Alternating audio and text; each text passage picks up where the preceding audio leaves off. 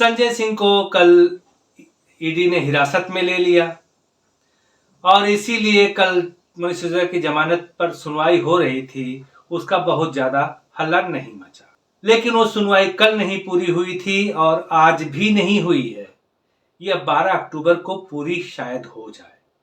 फिलहाल अभी तक क्या हुआ है, आइए जानते हैं। मनीष सिसोदिया को जमानत मिलने के आसार नजर आ रहे हैं। जी हां, दिल्ली शराब घोटाले के आरोपी मनीष सिसोदिया की जमानत याचिका पर आज दोबारा सुप्रीम कोर्ट में सुनवाई चल रही थी।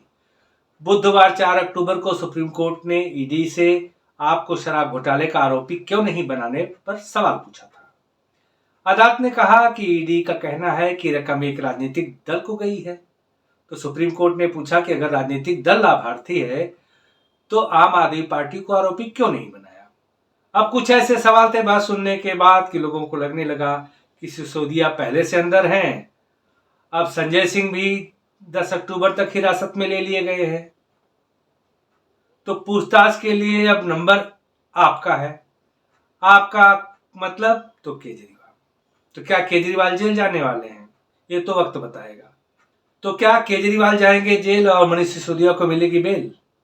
नमस्कार, आप देख रहे हैं अपनी बात अनिल के साथ।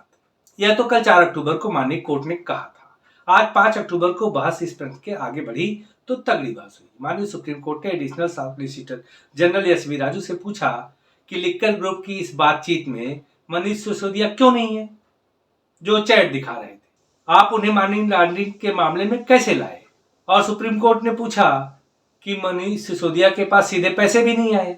इस पर एस.जी. ने कहा कि सिसोदिया के पास 2.2 करोड़ आए।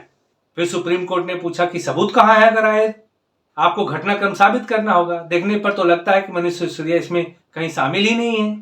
वो उनको तो पैसे मिले नहीं, तो सिसोदिया के पास पैसे आए कैसे? कोर्ट ने आगे भी पूछा कि क्या पॉलिसी की कॉपी या साझा करने का डाटा है आपके पास? जस्टिस संजीव खन्ना ने कहा कि आप कहते हैं रिश्वत ली गई है, तो आप इसे साबित कैसे करेंगे? एसजी ने कहा कि मिलाड मनीष सिसोदिया के आने के बाद सभी समस्याओं का समाधान हो गया और सभी बाधाएं भी दूर हो गई। अरोड़ा के खिलाफ सभी शिकायतों को वापस ले लिया गया जो ऑब्जर्वेशन लगे थे। तो एक खुदरा विक्रेता पर बिना किसी कारण बताओ नोटिस के बाहर निकलने का दबाव डाला गया। ये जो उनकी दुकान शिफ्ट करानी थी, ठेके लेने थे, ये सब अरेंजमेंट चल रहा था। तो आरोपियों की योजना दिल्ली में शराब की थोक बिक्री पर साउथ ग्रुप, वो लिकर ग्रुप को एकाधिकार देने की बात थी। मतलब ये जो सारी चाल चली जा रही थी, यह साउथ ग्रुप का कब्जा हो। केवल 3 थोक विक्रेताओं को बाजार को हथियाने की अनुमति दी गई थी। तो एडिशनल सॉलिसिटर जनरल ने कहा कि साउथ ग्रुप के पास कुछ दस्तावेजों की सीक्रेट कॉपी रखी। इस पर जस्टिस संजीव खन्ना ने कहा कि मैं उस नाम का इस्तेमाल नहीं करना चाहता, यानी साउथ ग्रुप। मैं दक्षिण समूह के बजाय शराब समूह कहूंगा, यानी लिक्कर ग्रुप।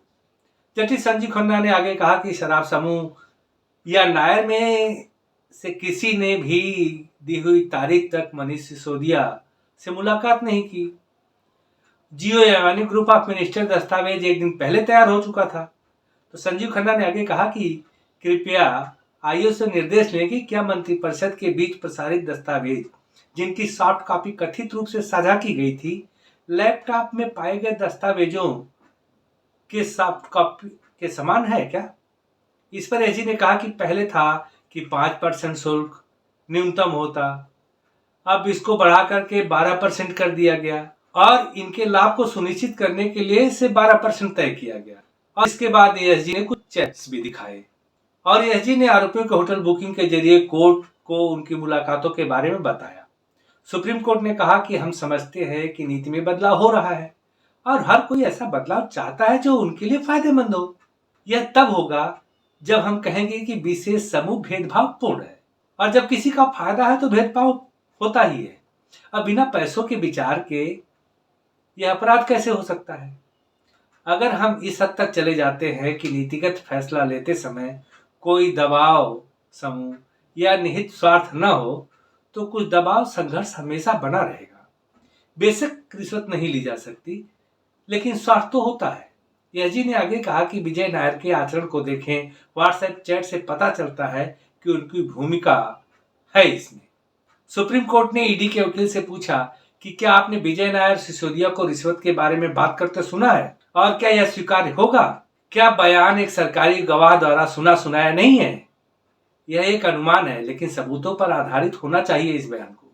क्रॉस एग्जामिनेशन में तो यह 2 मिनट में खारिज हो जाएगा।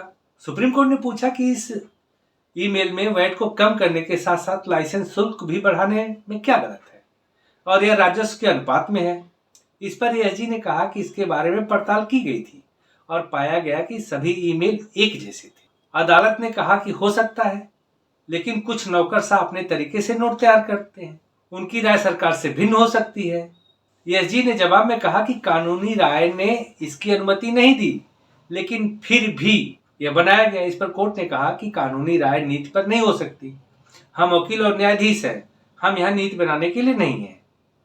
तो एएसजी एसवी राजू ने कहा कि हमारा मामला है कि मौजूदा शराब नीति ने किकबैक को हासिल करने की अनुमति नहीं दी। उन्होंने कहा कि उनका कंसेप्ट एक ऐसी नीति तैयार करना था जिससे रिश्वत देने वाले को रकम वापस मिलने का अवसर मिले। रिश्वत देने वाला व्यक्ति किसी न किसी रूप में अपना पैसा वापस चाहता था। पुरानी नीति इसकी अनुमति नहीं देती थी। अगर सबसे कम बोली लगाने वाले ने रिश्वत दी थी तो उसे रिश्वत के लिए मुआवजा नहीं दिया जा सकता था, इसलिए उन्होंने नीति बदल दी। यानी जो रिश्वत देते थे उनको कैसे ऑब्लाइज किया जाए, एक दूसरे को ऑब्लाइज कर रहे हैं। कोई सरकारी पैसे से, हालांकि दोनों ही सरकारी पैसे से कर रहे हैं, लेकिन सरकारी पैसा लेके बस जलेबी की तरह घूम करके नेताओं के पास पहुंच रहा है। तो इस पर सुप्रीम कोर्ट ने कहा कि हमें बताएं कि क्या यह नीतिगत फैसले को चुनौती देने के समान नहीं है। एएसजी ने कहा कि हमारा मामला यह है कि नीति जानबूझकर उन थोक विक्रेताओं को लाभ पहुंचाने के लिए तैयार की गई थी जिन्होंने प्राइम राशि का भुगतान किया है, और उन्हें मुआवजा दिया जाएगा। यानी कुछ विशेष लोगों के लिए यह नीति बनाई गई थी। ईडी की तरफ से पेश एडिशनल सॉलिसिटर जनरल ने कहा कि पुरानी नीति उनकी इच्छा या धवन समिति के सुझावों में फिट नहीं बैठती। सुप्रीम कोर्ट ने नई नीति में उत्पाद शुल्क के बारे में पूछा। एएसजी कहते हैं कि शुल्क को 12% तक कम करने के बाद सरकार को राजस्व की हानि हुई। एएसजी ने कहा कि ईमेल और व्हाट्सएप संदेश आपराधिक है, वे हूबहू ऐसे ही हैं, वे हाईलाइट भी किए हैं। कोर्ट ने इस पर कहा कि आप जो कह रहे हैं उसे स्वीकार करना थोड़ा सा मुश्किल है। कुछ लोगों को लगता है कि यह इस तरह होना चाहिए केवल इसलिए कि वो एक नीति को बढ़ावा दे रहे हैं और समर्थन कर रहे हैं, और लोगों को बताते हैं कि इस तरह होना चाहिए। इसका मतलब क्या है? आज अभिषेक मनु सिंघवी जी भी जस्टिस से उलझ गए। उन्होंने कहा, मिलॉर्ड, आपने कहा कि जो लाभार्थी है उसके खिलाफ केस क्यों नहीं चलाया जाए। तमाम टीवी में डिबेट चल रही, न्यूज़पेपर में हेडलाइन आ रही है कि आपके ऊपर केस दर्ज किया जाए। तो कोर्ट ने कहा कि समाचार मैंने भी देखे हैं, लेकिन मेरा यह काम नहीं है कि मीडिया में क्या चल रहा है उस पर मैं एक्शन करूं। हमें तो जो यहाँ बहस है, जो पूछना है पूछेंगे। फिलहाल आप इन चीज़ों का अर्थ निकालिए कि सुप्रीम कोर्ट में आज जो हुआ है उसका अर्थ आप निकालिए, और मैं भी निकलता हूँ। इन वीडियो को लाइक कर दिए, शेयर कर दिए, चैनल को सब्सक्राइब। मिलूंगा अगली वीडियो में, तब तक के लिए नमस्कार, जय हिंद।